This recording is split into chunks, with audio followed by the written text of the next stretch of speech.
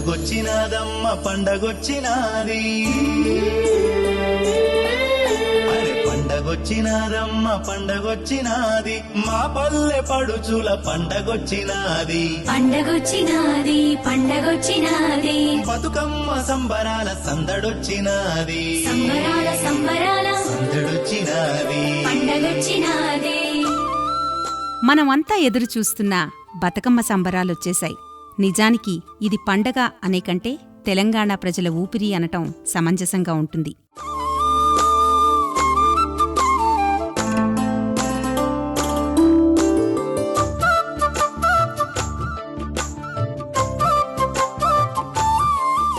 ఈ బతుకమ్మ వేడుక ఆడవాళ్లకే అయినా ఇంటిల్లిపాది ఈ సంబరాల్లో పాల్గొనటం ఈ పండగ ప్రత్యేకత.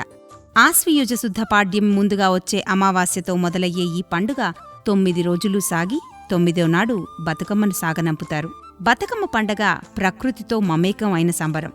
ఊరి బయట చెల్కల్లో గుట్టల్లో పూసిన పూలను పేర్చి తయారు చేసే ఈ బతుకమ్మ ఆశాంతం అడవి పూల సోయగాల్ని చూపుతుంది. ఈ 9 రోజులు రంగురంగుల పూలతో బతుకమ్మను పేర్చి సాయంకాలం ఆ బతుకమ్మలని తీసుకెళ్లి చెరువుగట్టునో ఏటిగట్టునో ఆ బతుకమ్మలన్నింటినీ ఉంచి వాటి చుట్టూ తిరుగుతూ ఆడతారు పాడతారు.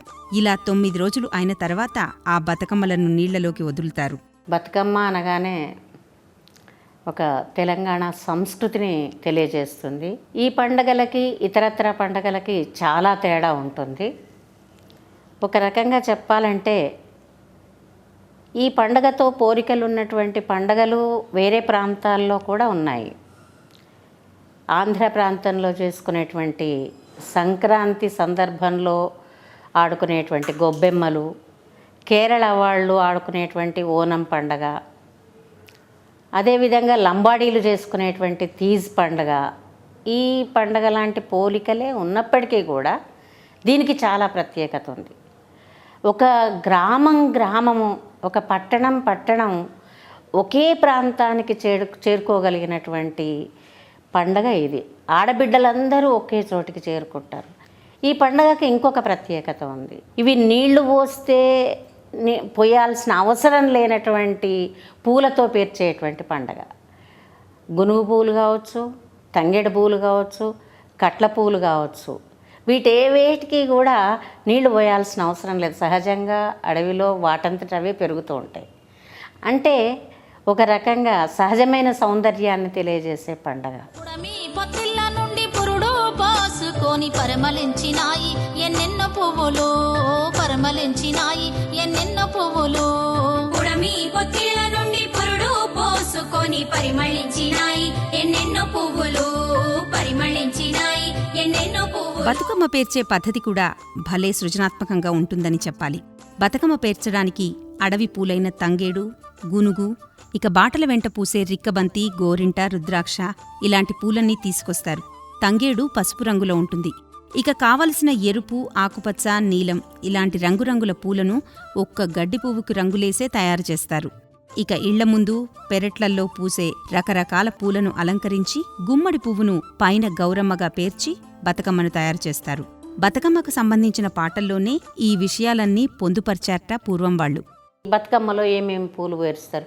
ఏమేమి పువ్వొప్పునే గౌరమ్మ, ఏమేమి కాయొప్పునే, తంగేడు పువ్వొప్పునే గౌరమ్మ, తంగేడు కాయొప్పునే అని ఇట్లా దాంట్లో ఏమేమి పేరుస్తారు అని చెప్పి అట్లా ఆ పాటలో వాళ్ళన్నీ కూడా చెప్పుకోవడం జరుగుతుంది. అంటే ఏంటి, బతుకమ్మ పాటలోనే మళ్ళీ బతుకమ్మను పరిరక్షించుకునేటువంటి క్రమం అది ఎట్లా ఉంటుంది అనేటువంటి విధానం కనబడుతుందన్నమాట.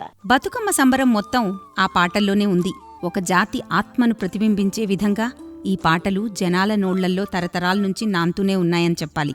కథలు, ఆటపాటలు, పరాచికాలు ఇలాంటి ఇతివృత్తాలతో నడిచే పాటలు కొన్నైతే, పురాణ కథల్ని, గాథల్ని జనాల్లోకి తీసుకెళ్లే పాటలు కొన్ని. మీరు చాలా వరకు వినే ఉంటారు. జనకు జనకు నింటా కోల్ సాజనకు నింటా కోల్ పుట్టింది ఆ సీత కోల్ పెరిగింది ఆ సీత కోల్ చిన్న చిన్న జల్లెళ్ళు కోల్ పట్టా నేర్చింది కోల్ చిన్న చిన్న చాటలతో కోల్ చెరుగా నేర్చింది కోల్ అని ఇట్లా ఆ పాటను ఆమె అన్ని పనులు నేర్చుకున్నటువంటి విధానాన్ని చెప్పి చివరికి సీత పెరిగిన తర్వాత ఏం కోరుకుంటుంది అంటే పెరిగింది ఆ సీత కోల్ పెండ్లే కోరింది కోల్ అని చెప్తారు. అట్లా మనం ఇంకా పాటల్ని గమనిస్తే ఇంకొక పాటలో కూడా ఇట్లా ఒక చెల్లెలు కాళ్లకు నీళ్ళిచ్చి కన్నీళ్లు నింపితే ఎందుకు చెల్లెలా ఏమేమి కష్టాలు అంటే ఆమె ఆ కష్టాలు నొడబోసుకుంటే ఫలములందేదాకా పడవాలే కష్టాలు అంటాడు. అంటే ఫలములందడం అంటే ఇక్కడ ఏం లేదు, సంతానం పొందే వరకు నీకు ఈ కష్టాలు తప్పవు. అంటే రేపు ఒక బిడ్డ పుట్టిన తర్వాత వాళ్ళే అన్నీ మర్చిపోతారు, నువ్వు ఆ కుటుంబంలో కలిసిపోతావు. అంటే సంతానం ప్రాముఖ్యాన్ని కూడా ఈ పాటల్లో తెలియజేస్తారనమాట. స్త్రీలు చాలా తెలివిగల వాళ్ళు. వాళ్లకు ఏదైనా కష్టాలు నష్టాలు వచ్చినప్పుడు ఆ పాటల్లో చొప్పించుకున్నటువంటి పద్ధతి కూడా మనకు కనబడుతుంది. ఇది రెక్క జల్లెండ్ల ఉయ్యాలో ఒక్కూరికిచ్చిరి ఉయ్యాలో ఒకడే మాయన్న ఉయ్యాలో వచ్చన్న ఓడాయ ఉయ్యాలో. ఇంకా తమాషాగా ఏంటంటే ఇది విజ్ఞానాన్ని కూడా కొంచెం అంటే అంటే నలుగురికి చాటి చెప్పేటువంటిదిగా, అంటే స్త్రీలకు సంబంధించిన సమస్యల్ని చాటి చెప్పినట్టుగా కూడా కనబడుతుంది. స్త్రీలు గర్భిణీలుగా ఉన్నప్పుడు ఎట్లాంటి పరిస్థితి ఉంటుంది అనేటువంటిది కూడా పాటలో కనపడుతుంది. ఒక్కో మాసం నెల తన గర్భిణి ఓనగాయలడిగే చెలియా ఓనగాయలడిగే, రెండో మాసం నెల తన గర్భిణి రేగు పండ్లు అడిగే చెలియా రేగు పండ్లు అడిగే. ప్రతి సామాజిక సమస్యను సామాజిక సంఘటనను కూడా బతుకమ్మ పాటగా మలుచుకున్నటువంటి సందర్భాలు. వసంతవాగు దగ్గర పెద్ద ఘోర రైలు ప్రమాదం జరిగింది. అట్లాగే జడ్చర్ల దగ్గర కూడా రైలు ప్రమాదం జరిగి చాలామంది జనం చనిపోవడం, ఆ చనిపోయిన సందర్భాన్ని ఆసరాగా తీసుకొని దోపిడీలు జరగడం చాలా అది మరవలేనటువంటి సంఘటన. అట్లాగే లాతూర్లో భూకంపం వచ్చినటువంటి సందర్భంగా ఇవన్నీ కూడా పాటలుగా పాడినటువంటి వాటిని మనం గమనించవచ్చు. అట్లాగే ఇప్పుడు వరకట్నానికి సంబంధించి తర్వాత ఒక దేశభక్తి పరంగా నెహ్రూను పోగొట్టము, సుభాష్ చంద్రబోస్ను పోగొట్టము, ఇందిరాగాంధీని పోగొట్టము, అట్లాంటి సందర్భాలుగా కూడా పాటలు చాలా వచ్చినాయి. వీటికి తోడు పోరాట పటిమని నింపే పాటలు కూడా ఇందులో ఉన్నాయంటే నమ్మగలరా? తెలంగాణ సాయుధ పోరాటం జరుగుతున్న రోజుల్లో గ్రామ గ్రామాల్లో వాడవాడలా జనాలను ఒకచోట చేర్చి వారిని జాగృతం చేయటానికి ఈ బతుకమ్మ పండగ ఒక వేదికలా మారి పాటల్లోనే వారి బాధల్ని గాథల్ని చెప్పుకొచ్చారట. నల్గొండ రాజ్యాన ఉయ్యాలో జనగామ తాలూకా ఉయ్యాలో, జనగామ తాలూకా ఉయ్యాలో, ఇస్నూరు గ్రామంలో ఉయ్యాలో, ఇస్నూరు గ్రామంలో ఉయ్యాలో, రామచంద్రారెడ్డి ఉయ్యాలో, ఎంత ఘోరమమ్మ ఉయ్యాలో, ప్రజల పీడించిండు ఉయ్యాలో. భారతీ భారతీ ఉయ్యాలో, మా తల్లి భారతీ ఉయ్యాలో, నైజాము రాజ్యాన ఉయ్యాలో, నాజీల పాలనే ఉయ్యాలో, ఊరికొక్క దొర ఉయ్యాలో, దిగ్బంధనమే చేసి ఉయ్యాలో, చెరలబడుతున్నారు ఉయ్యాలో, వెట్టి చాకిరితోటి ఉయ్యాలో. ఈ బతుకమ్మ పండగకు సంబంధించి ఎన్నో కథలు మనకు ప్రచారంలో ఉన్నాయి. కాకతీయరాజు గణపతి దేవుడి కాలం నాడే ఈ బతుకమ్మ ఆవిర్భావం జరిగిందని కొందరంటే, కొన్ని మూఢనమ్మకాలకు బలైన అమ్మాయిల్ని బతికించే కథని ఇంకొందరు, తల్లిదండ్రులు లేని ఆడపడుచు అన్నా వదినల మధ్యన చిన్న చూపుకు గురైన సందర్భంగా ఆ అమ్మాయి ఆత్మహత్య చేసుకున్న నేపథ్యంలో ఇంకో కథ, ఇలా ఎన్నెన్నో కథలు ప్రచారంలో ఉన్నాయి. దీనికి సంబంధించి చరిత్ర కూడా ఎంతో చెప్తోంది అంటున్నారు పరిశోధకులు. కాకతీయుల కాలంలో రుద్రమదేవిని పరిరక్షించడానికి ఒక ఆమె పరిరక్షకురాలు, ఆమె పరిచారకురాలు, సేవకురాలు అనుకోండి, ఆమె బలిదానం చేస్తుందంట, అంటే త్యాగం చేస్తుంది. ఆ కారణంగా ఆమెను దృష్టిలో పెట్టుకొని బతుకమ్మ అని చెప్పి ఆడుతున్నారు అని చెప్పి కొంతమంది అంటారు. ఇంకా కొంతమంది ఏమో ఒక ఊళ్ళో చెరువు బాగా నిండినప్పుడు ఒక స్త్రీని బలి ఇచ్చారు, ఆమె పేరిట బతుకమ్మ, ఆమె మళ్ళీ బతకాలి అనే ఉద్దేశంతో బతుకమ్మ ఆడుతున్నారు అని చెప్తుంటారు. ముఖ్యంగా బతుకమ్మ అనేది గణపతి దేవుడు కాకతీయ రాజులు కాకతీయ సామ్రాజ్యాన్ని పరిపాలిస్తున్న రోజుల్లో ఆనాడు వైద్య సౌకర్యాలు ఎక్కడా సరిగ్గా లేనటువంటి పరిస్థితి. పసిబిడ్డలు విపరీతంగా చనిపోతుండేటటువంటి సందర్భాలు ఉండే. వాళ్ళని కాపాడుకోవడానికి రకరకాల తాయెత్తులు, చిన్న చిన్న మంత్రాలు లేదా వాళ్ళకి తోచినటువంటి నాటు వైద్యం ద్వారా మాత్రమే బిడ్డల్ని బతికించుకుంటుండేవాళ్ళు. ఆ విధంగా గణపతి దేవుడికి పుట్టినటువంటి బిడ్డలు కూడా రుద్రమదేవి కంటే ముందు పుట్టినటువంటి ఆడపిల్లలు చనిపోయారని చెప్పి వరుసగా.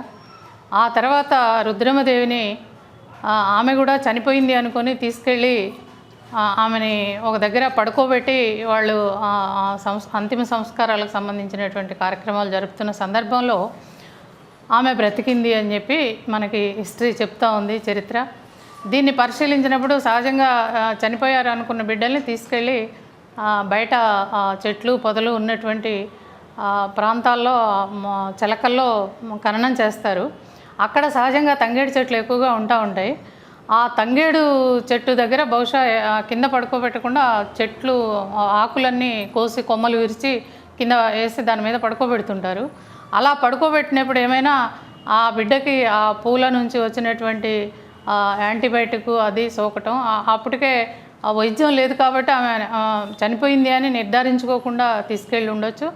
అలా ఆ బిడ్డ బ్రతకడం, దాన్ని చూసి తంగేడు పూలలో ఒక మహత్యం ఏదో ఉంది, దీని ద్వారా బిడ్డలు బ్రతుకుతున్నారు అనేటటువంటి ఒక కాన్సెప్ట్, ఒక అవగాహన ఆనాడు ఉన్నటువంటి సమాజానికి, ముఖ్యంగా ఆ రోజు ఆ రాజు కుటుంబానికి రావడం, దాన్ని గణపతి దేవుడు ప్రాచుర్యంలో పెట్టుకోవడం, అలా బ్రతికినటువంటి ఆ బిడ్డని బతుకమ్మ అనే పేరు పెట్టుకుని ఆయన చాలా అల్లారుముద్దుగా పెంచుకొని మిగిలిన చరిత్ర మనందరికీ తెలుసు. ఇంకా బతుకమ్మకు వచ్చేటప్పటికి ఏంటంటే ఆ రోజు నుంచి ఆ తంగేడు పువ్వుల వల్ల బిడ్డలు బ్రతుకుతారు అనేటటువంటి ప్రాచుర్యాన్ని సమాజంలోకి తీసుకెళ్ళడం జరిగింది.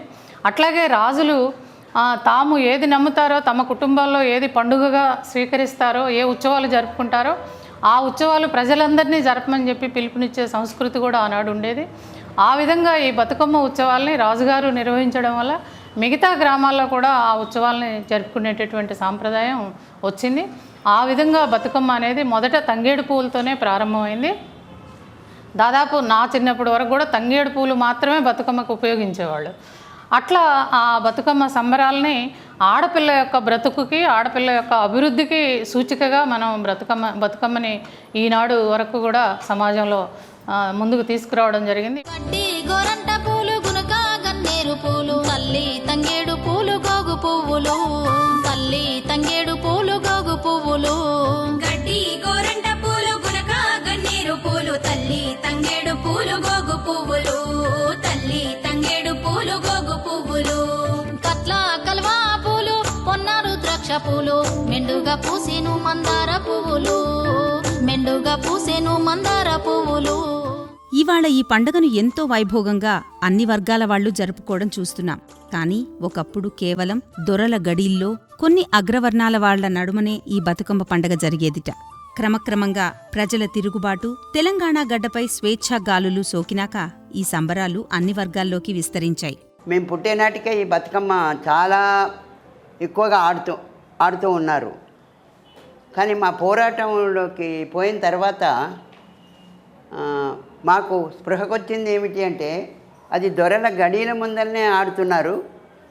ఒక భూస్వాములు అగ్రకులాల్లో ఉన్నటువంటి ఈ షావుకారులు, లేకపోతే బ్రాహ్మలు, కరణాలు, ఇట్లాంటి వాళ్ళే ఇది ఆడాలి అనే సిస్టాన్ని పెట్టిండ్రు. అప్పుడు ఆ పోరాటంలో జనమందరి హక్కులు కలిసి ఉన్నాయి కనుక ఆ బతుకమ్మను కూడా మన పోరాటానికి ఒక సాధనంగా చేసుకొని దీన్ని ముందుకు తీసుకుపోవాలి అనే ఉద్దేశంతో దొరల గడిల వరకే కాదు, అగ్ర కులాల వరకే కాదు, బహుజనులు కలిసి, బడుగు జనులు కలిసి, పేద జనులు కలిసి, హరిజన గిరిజన ఎవరైనా సరే దీన్ని ఆడుకోవాలి అని పోరాటం మొదలుపెట్టినాం. ఇలా రంగురంగుల పూలతో తయారు చేసిన బతుకమ్మను నీళ్లల్లో వదిలేయటం వల్ల ఆ పూలల్లోని ఓషధులన్నీ కలిసి ఆ చెరువులో నీళ్లు కూడా ఔషధపూరితమవుతాయని అనుకునేవారట అప్పట్లో.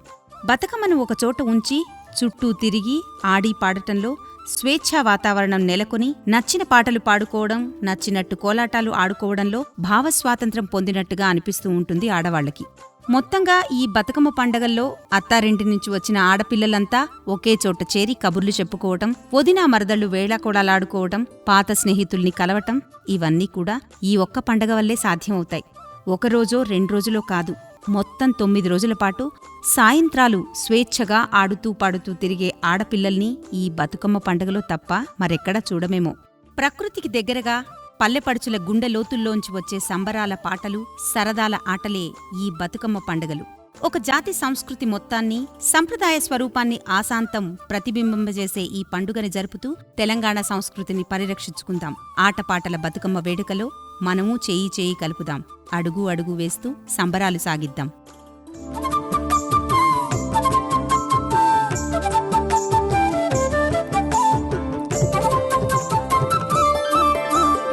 ఏటి అలల మీద ఆటలాడుకుంటూ వెళ్ళిపోతున్నాయి బతుకమ్మలు, వెళ్ళిపోతున్నాయి బతుకమ్మలు. ఏడాదికోసారి తిరిగి మళ్ళొస్తామని తరలిపోతున్నాయి గౌరమ్మలు, తరలిపోతున్నాయి